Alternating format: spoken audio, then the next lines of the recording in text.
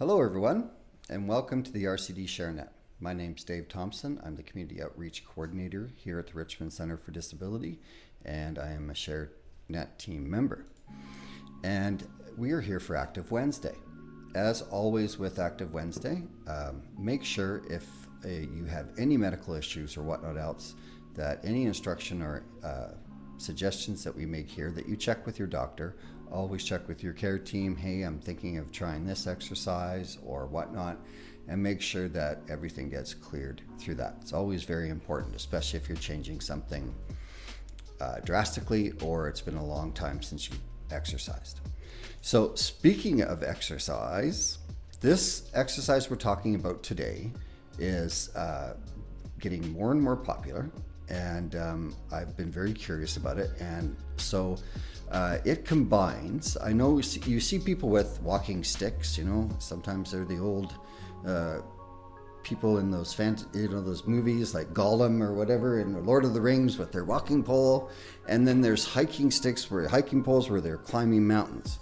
But if you combined walking with the poles, and there used to be an old machine called the Nordic track where they did this sort of cross-country movement.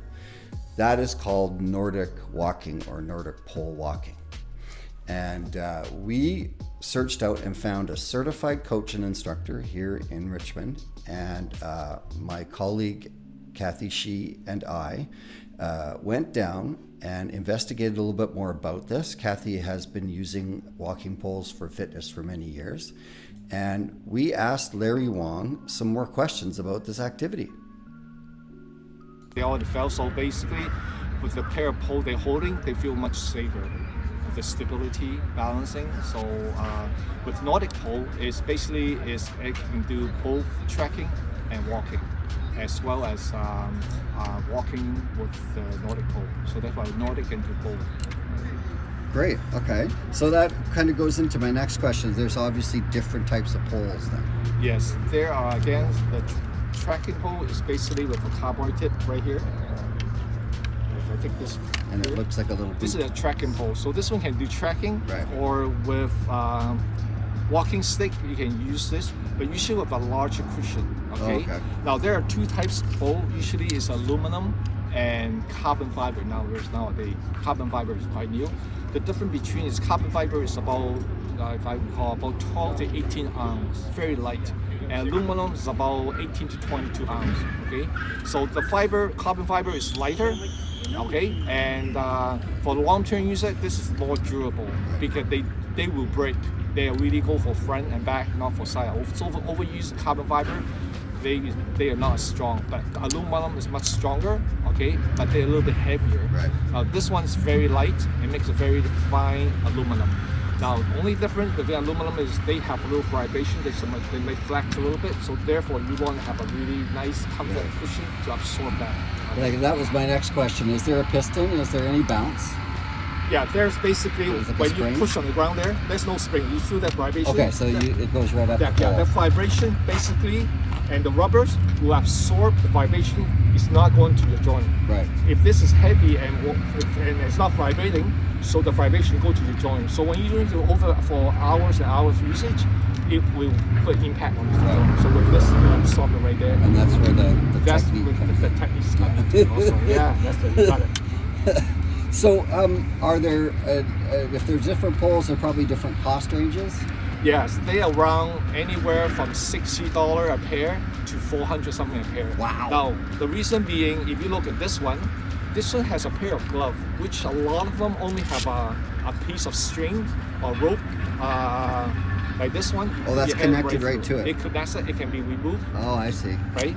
It can be washable. Now, the main thing, which I'll do a demo later on, is allow you to, this gloves absorbs the stress, okay?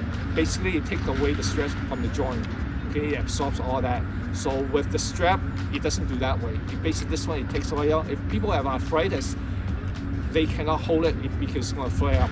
So basically, you can just let go of the hand and just push without holding it. That's very similar with.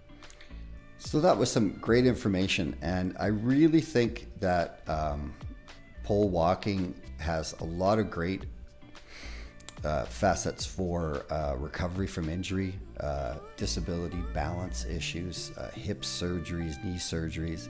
You spread that weight out. Another thing that we've noticed during COVID is there's a lot more people walking. And as a bike rider, I'm very annoyed because there's a lot more people walking and they're holding their cell phones. So why don't you put your cell phone away and put a pair of poles in your hand?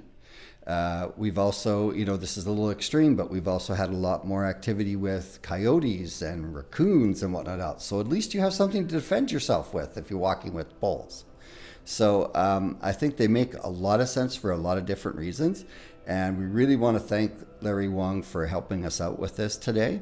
And if you want to get a hold of him, he has a class every Thursday at the Miniru walking track. That's at the big blue foamy oval that's right beside the new Active Living Center off of Granville Street.